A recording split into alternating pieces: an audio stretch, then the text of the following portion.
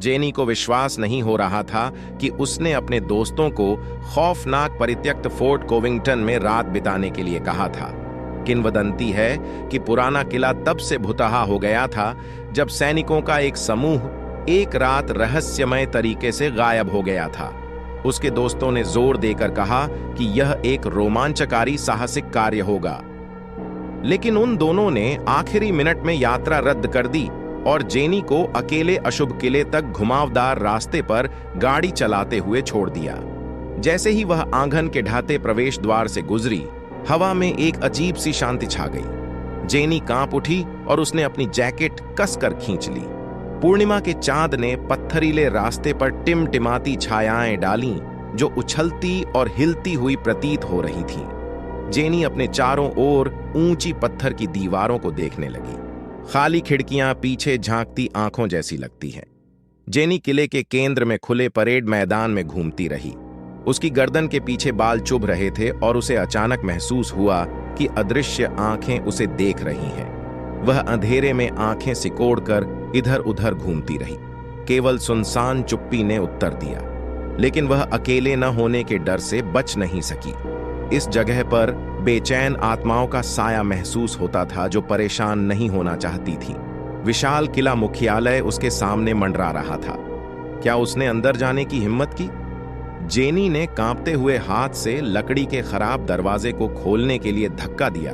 तभी इमारत के पीछे से चमगादड़ों का एक झुंड आया, जिससे उसकी चीख निकल गई। जैसे ही उसका धड़कता दिल वापस सामान्य लय में आ गया, वह घबराकर अपने निराधार डर पर हंसने लगी। दृढ़ निश्चय के साथ वह अंदर चली गई। अंधेरे दफ्तरों और गलियारों का एक चक्रव्यूह उससे मिला। जब वह अपने फोन की टॉर्च की रोशनी में एक के बाद एक खाली कमरों में घूम रही थी, तो अस्थायी कदमों के नीचे फर्श चरमराने लगी। वह एक लंबे गलियारे में बाहर निकली, जो खड़ी सीढ़ियों पर समाप्त होती थी, जो ऊपर अधिक छायादार मंजिलों तक जाती थी या नीचे अज्ञात अंधेरे में। दोनों दिशाओं ने उसे बर्फीले भय से भर दिया, लेकिन तभी उसने हॉल के आधे हिस्से में एक बंद दरवाजे के नीचे से एक हल्की सी चमक निकलती देखी। जेनी उसकी ओर बढ़ी, मजबूर और डरी हुई कि उसे अंदर क्या मिलेगा। वह धीरे धीरे आगे बढ़ी, जंग लगे हैंडल को पकड़ लिया, खुद को संभालने के लिए गहरी सांस ली। तभी एक भयंकर धमाके के साथ अंदर से किसी भारी चीज ने दरवाजे पर प्रहार किया।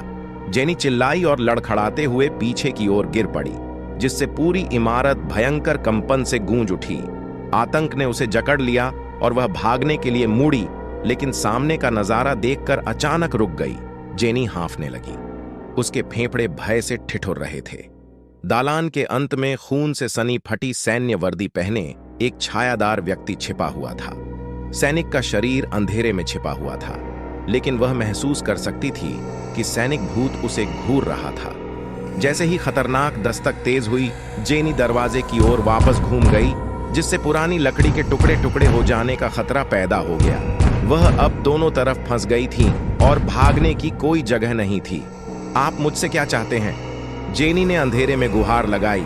उसका एकमात्र उत्तर किले में गूंजने वाली आक्रामक तेज आवाज थी। उसके पीछे के फ्लोरबोर्ड चरमराने लगे। उसने घूमकर देखा कि प्रेत सिपाही उसकी ओर आ रहा है। उसके जूते हर कदम के साथ जोर जोर से बज रहे थे। खून से सनी वर्दी उसके चौड़े शरीर के चारों ओर चिथड़ों में लटकी हुई थी। लेकिन जिस बात ने जेनी के दिल को लगभग रोक दिया, वह यह एहसास था कि सैनिक का कोई चेहरा नहीं था, बस एक पीला खालीपन जहां उसका सिर होना चाहिए था। सिपाही ने जेनी की ओर इशारा करने के लिए अपनी बांह ऊपर उठाई और अपनी लंबी हड्डी वाली उंगली आगे बढ़ाई। जेनी ने डर के मारे खुद को दीवार से चिपका लिया। भूत सिपाही का सिर नहीं था, लेकिन वह चिल्लाने लगा। उसकी पीड़ा भरी चीख बहुत तेज हो गई।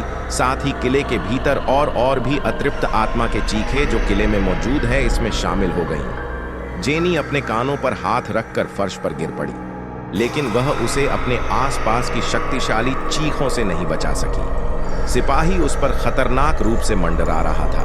उसका पंजे जैसा हाथ उसके चेहरे की ओर बढ़ा और बिना सिर वाले उसके भयानक शरीर से क्रूर हंसी गूंज उठी। जैसे ही उसकी बर्फीली उंगलियां उसकी त्वचा से टकराईं, उनके बगल का दरवाजा तेज आवाज के साथ खुल गया। लकड़ी के टुकड़ों की बारिश के कारण दरवाजा बाहर की ओर फटने से जेनी फर्श पर गिर पड़ी। उसने खुद को मलबे से बचाने के लिए अपनी भुजाएं ऊपर उठाईं।